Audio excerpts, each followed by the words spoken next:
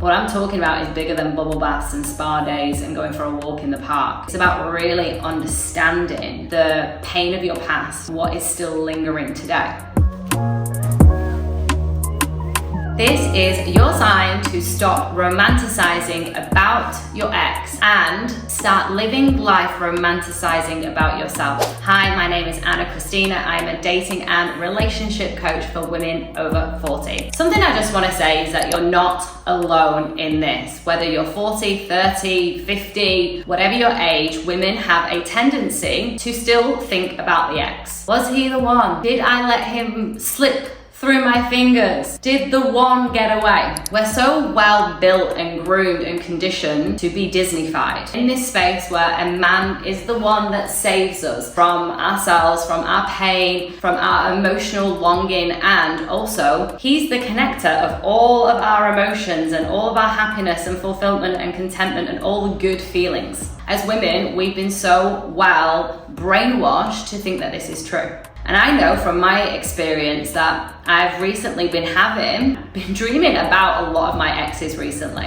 I woke up one morning thinking about this guy that I had like this best friend style relationship with from the ages of around 12 to 15. And he was like my safe space as I was bullied by a group of girls that were meant to be my friends, the mean girls. And he was my confidant. He was the person that I went to. He was the one that I could feel myself around. And yet we had this interesting energetic where we liked each other and everyone thought we were together, but we weren't together and we weren't sharing how we really felt. So even though he was my safe space from the mean girls, he actually wasn't my safe space to feel emotionally met from a romantic standpoint. And it's interesting how we can forget about this bit because he's acting safe and he's providing for us in a different kind of a way. And when I really sat with this and I woke up from this dream and I was realizing, oh wow, like I wonder what he's doing. I wonder if he was the one that got away. I wonder why that never came to fruition, and I wonder why I still think about him. I wonder why I'm still dreaming about him. And I think it's beautiful and fascinating that someone from so many years ago, I mean I'm now 39, I find it really interesting how he can still be in my subconscious. He's still swimming in my nervous system and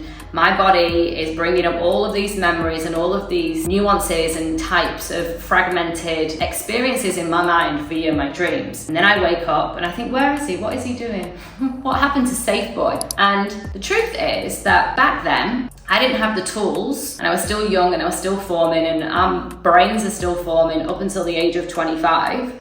I didn't really have the emotional, mental, and physical capacity to really sit with, oh, what does this mean? And what am I learning? And what is this boy and this experience inviting me into? Instead, I romanticized. This guy, although he was a great guy, although he was a nice guy, he wasn't fully meeting me in the energetic between me and him outside of friendship, where there was a desire, where I did want more, where I did want to have a relationship with him, but there was no communication. Now that isn't on him per se, that's actually on me, because I never spoke up for myself. I never said to him, hey, I actually want more. I actually desire to have a relationship with you. It actually doesn't feel good for me that we pretend that we're friends when there's clearly something more and there's been nuances and I'm not making up stories here. I can see it and you've said things to me. So we can sit in the romanticizing of who this person is and how they're great for us, but more often than not, we don't actually ask ourselves, what is the lesson here? Now, of course, 15, 16-year-old, 17-year-old, 18, 20-something-year-old Anna didn't have the fundamental nervous system tools and mental, emotional, physical capacity to have that kind of conversation and self-inquiry with myself. So rather than really sitting with the experience, I either looked at what was bad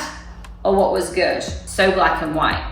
And then when I sat with this and I really reflected, why am I still dreaming about this guy? Why are these memories coming up? Why am I wondering where he is and what he's doing? And was he the one and did he get away? I'm sat with, well, what did that experience really then create for me from a knock-on effect? What I realized is his 1 foot in, 1 foot out, even the high school teenager that he was, his non-committal, his non-communication, his non-honesty, that actually kind of transpired for me, not even kind of, that did transpire for me into all of my relationships afterwards. Because if I look at my boyfriend from when I was 25, if I look at my boyfriend from when I was 29, if I look at my boyfriend slash dating relationships, the two that I've had in my 30s, they all started off with a similar energetic. They were either friends or they were dating me from a space of me being the overgiver, which is the same type of thing. It's still them getting something more from me than I'm receiving from them. And it's still me not asking for what I wanted, not asking for what I needed, and not speaking my truth. And this comes back to my whole piece of stop romanticizing about the ex and start romanticizing about yourself.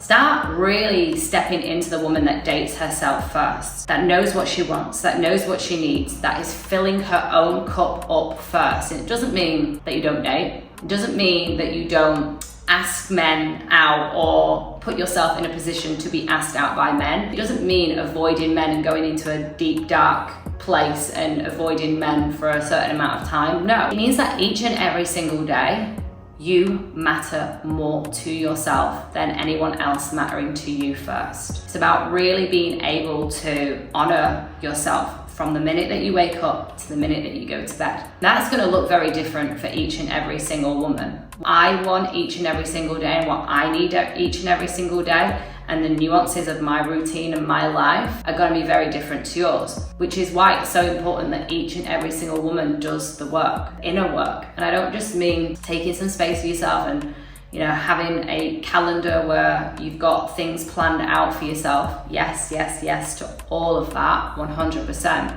But what I'm talking about is bigger than bubble baths and spa days and going for a walk in the park. It's about really understanding the pain of your past and what is still lingering today. Whatever was happening back then, the energy and the pattern of the relationship is going to transpire through into your next decade, or thus with me, 2 decades. So that's why the inner work is so important. That's why you making yourself a priority is really, really important. I hope that this video resonated for you. If it supported you, please let me know in the comments.